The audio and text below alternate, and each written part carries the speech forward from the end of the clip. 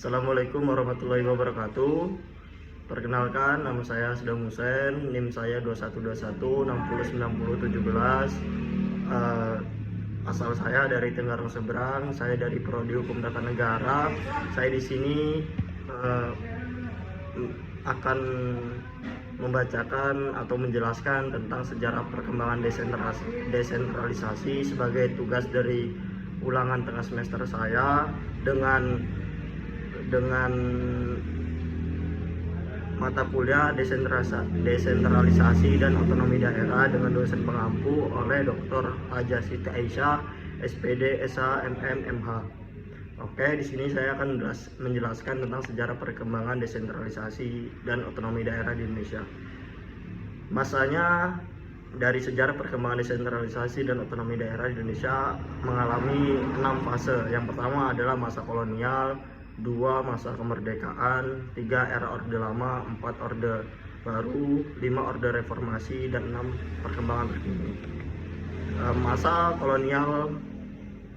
Pada masa kolonial di Indonesia, sistem pemerintahan Indonesia pada prinsip sentralistik yang diterapkan oleh pemerintahan kolonial Belanda. Periode kolonial ini terutama diawali dengan kedatangan Belanda pada abad ke-17. Periode kolonial ini terutama diawali dengan kedatangan Belanda pada abad ke-17, membentuk dasar sistem pemerintahan yang sangat sentralistik dan otoriter. Indonesia diperintah secara sentralistik dengan gubernur jenderal sebagai pimpinan tertinggi. Pemerintah daerah sangat terkendali oleh otoritas pusat. Pusatnya yaitu Batavia yang sekarang menjadi nama Jakarta, dan kepala daerah diangkat oleh pemerintah kolonial. Desentralisasi dan otonomi daerah hampir tidak dikenal pada periode ini. Pada masa penjajahan Belanda menerapkan sistem pemerintahan terpusat di Indonesia dengan kekuasaan terkonsentrasi di tangan pemerintah kolonial, yaitu Belanda. Penguasaan lokal sebagaimana dipahami saat ini belum hadir pada periode ini. Sistem otonomi daerah di Indonesia saat ini dimulai pada akhir abad ke-20 setelah kemerdekaan negara tersebut, yakni Indonesia. Proses desentralisasi dimulai pada akhir tahun 1990-an dengan penerapan Undang-Undang Otonomi Daerah yang bertujuan untuk mengalihkan wewenang, tanggung jawab, dan sumber daya dari pemerintah pusat ke pemerintah daerah. Hal ini menandai perubahan signifikan dari sistem sentralisasi yang berlaku pada masa kolonial. Yang kedua, pada masa kemerdekaan.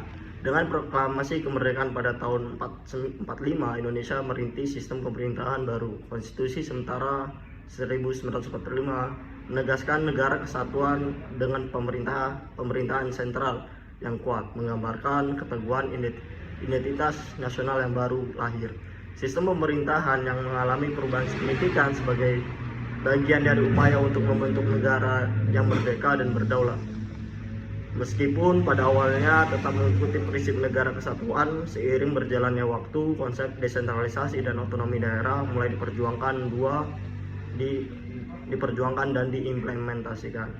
Setelah proklamasi kemerdekaan pada tanggal 17 Agustus tahun 45, Indonesia mengadopsi konstitusi sementara 1945. Konstitusi ini menegaskan prinsip negara kesatuan, tetapi di sisi lain menciptakan dasar bagi pengembangan konsep otonomi daerah. Pada tahun 1950, pemerintah Indonesia membentuk daerah istimewa seperti Aceh dan Yogyakarta. Meskipun belum sepenuhnya desentralisasi, langkah ini mencerminkan upaya mengakui keberagaman dan memberikan kewenangan terkhusus kepada daerah. 3. Era Orde Lama. Pada Orde Lama, pemerintahan mengakui keberagaman budaya dengan membentuk daerah istimewa seperti Aceh dan Yogyakarta.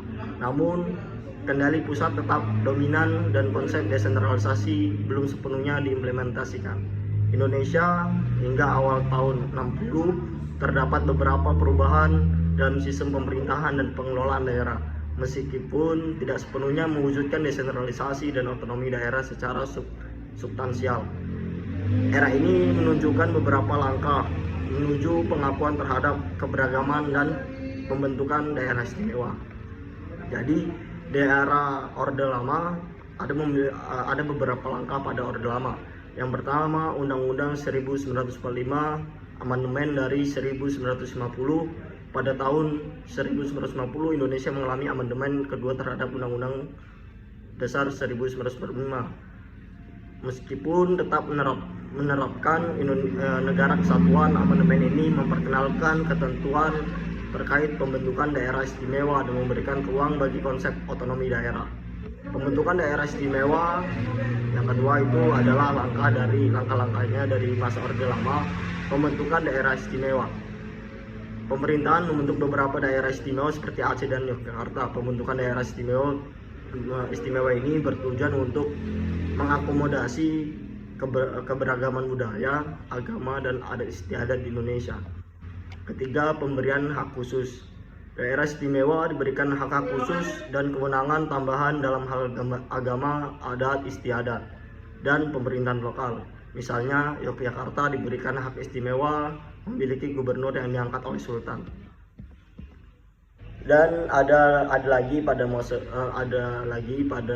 Orde Lama, dampak dari Orde Lama terhadap desentralisasi. Yang pertama ada pengakuan terhadap keberagaman. Yang kedua, otonomi yang terbatas. Ketiga, sentralisasi kekuasaan. Keempat, sejarah perkembangan desentralisasi dan otonomi daerah. Yang keempat ini adalah di era Orde Baru.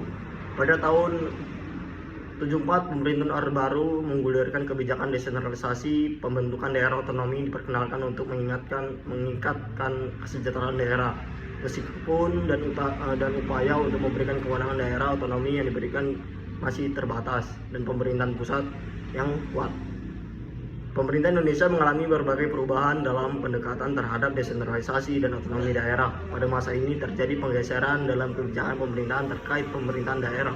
Meskipun otonomi daerah yang sesungguhnya masih terbatas dan terkendali oleh pemerintahan pusat.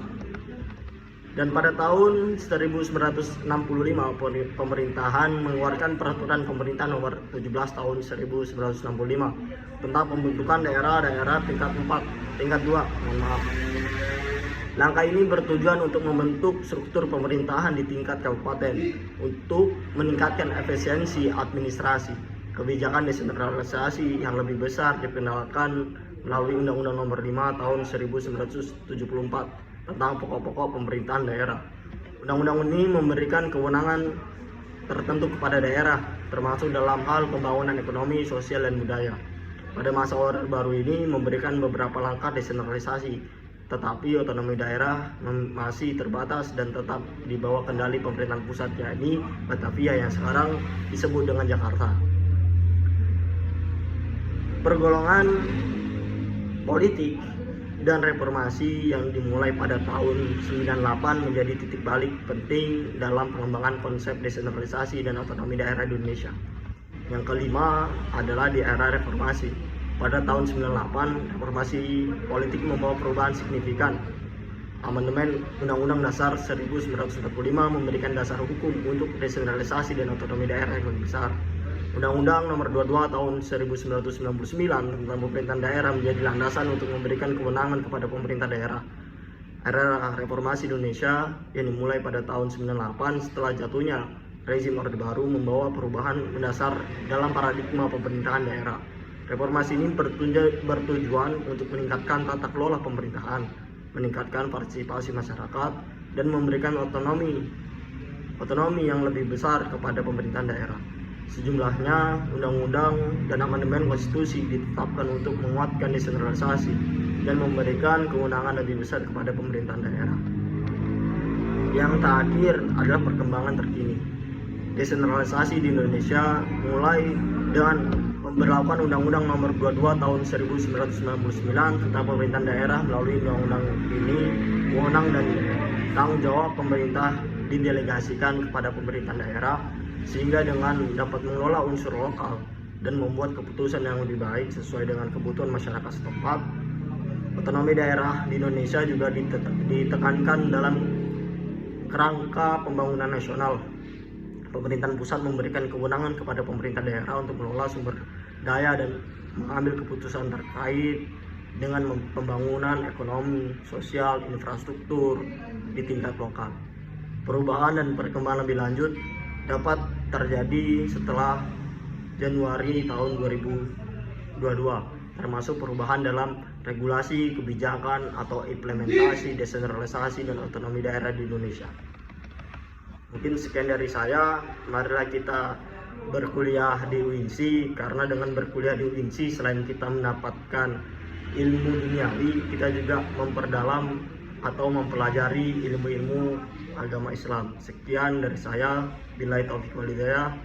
Wassalamualaikum warahmatullahi wabarakatuh.